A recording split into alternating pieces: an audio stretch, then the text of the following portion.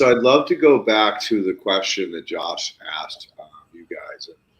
It's something that I've theorized for a long time, that when a root penetrates the E horizon and actually gets down into the sand, that as it sloughs off or is no longer needed by the plant itself, that it's more or less retracting most of the organic matter up into the root ball to provide that last little bit of energy to the root ball, even post plant removal. And so nobody that I know of has ever torn one of these systems apart after using it for a while to see if and how much organic matter has built up in the E horizon. But to be honest, Josh, in theory, or my hypothesis is that after studying plant reactions like in summer when they slough their roots off because there's not enough water, that there's actually a lot of that organic carbon is pulled back up through the root and is used in the root ball in other plant processes. But it's a good question, and it's always been kind of a mystery. But the oldest grow I know, commercial grow, was in Colorado. They've since changed their name. They're hash makers, and I forget what their name is, but they're in over the mountain. I know we've talked about these guys in the past. Is it Eden? Eden, yeah, there you go. Eden Naturals, yeah. Yeah. And so he's been in it for since 18. So that's a minute. That's 8 years now, and he has never had an issue with the E horizon going anaerobic. But I ran an experiment for this. It's been 3 years ago when I first started this. When I first started playing with the sand, silt, and clay and organic matter from the creek here on my property.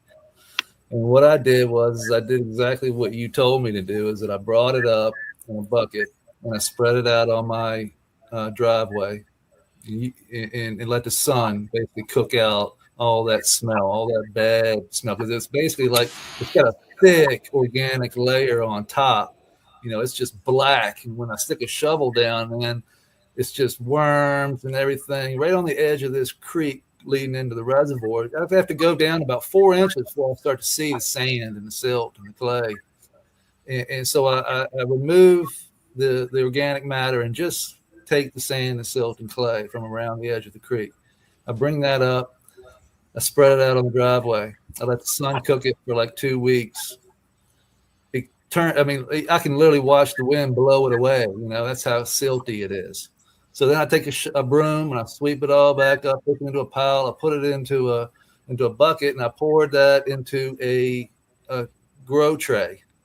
All right. And then I watered it, and it still has all the organic matter, but it's just pure sand, silt, clay, organic matter in a tray that I've basically composted with the sun. Every seed I put in there popped. Okay, every single one. Didn't matter. Popped. And I was like, damn. But the seed would only get like this big. It would get to a point and then it would just die off. And I was like, okay, it just needs more. So I bet if I put this seed in a pot, pop this seed in a what I did was put some sand, silt, and clay in a paper towel. All right, wetted the paper towel, put my seeds in the sand, silt, and clay in the paper towel, fold the paper towel up, put the paper towel in a plastic baggie. All the seeds popped, and they popped inside that sand, silt. And I took the seed out and I placed it in a root riot. All right, the little root riot things. Then I put the root riot in a cow pot, and I cut the bottom of the cow pot off. And I set the cow pot down inside of the tray with the sand, silt, and clay. And I let the plant grow through the root right down through the cow pot, and it matted the fucking tray. Like literally matted the tray with roots.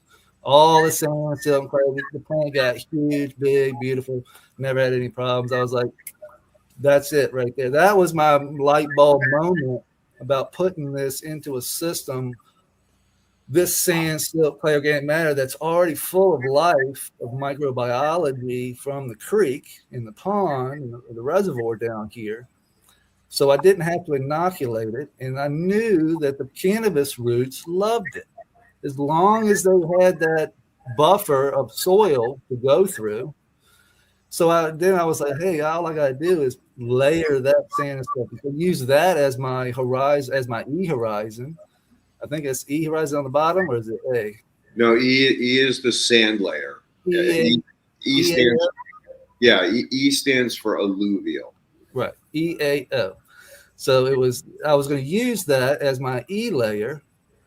And then I knew that sand still was going to continue to break down. So what I did was just place a red clay layer, a 1 inch, about 1, maybe a little less than 1 inch of red clay that I have here on my property. Because that was what I was seeing when I stuck a shovel down into the ground. I was going organic matter, sand, silt, clay. Then I was getting into that red clay here on my property.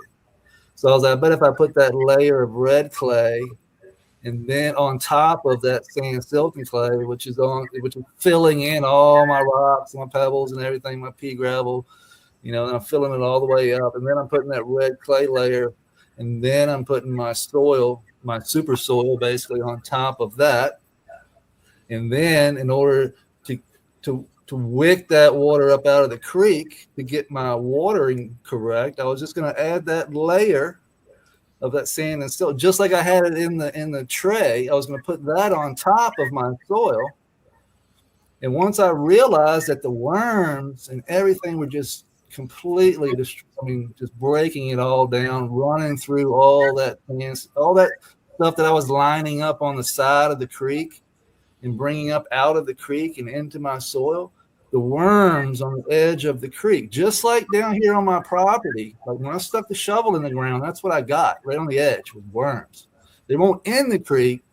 They were just off to the edge, right where all that aeration is and all that fish poo and all that other, all that microbacteria is built up on the edge of that creek. And I was just mind blown about like how many worms I was seeing. So when I put it into the system, it only took like a couple of months before the worms had just completely integrated off of the creek's edge and just worked all that sand and silt that was on top of my soil and worked it all in through the soil naturally, giving me that nice organic, like worm casting stuff right on top of my soil. And then I was like, holy shit.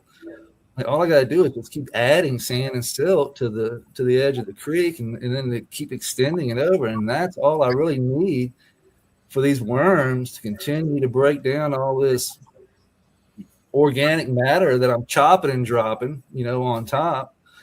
And it just, I did, instead of mixing, like I hear Tom and Travis, they were mixing, like you were teaching Leighton to mix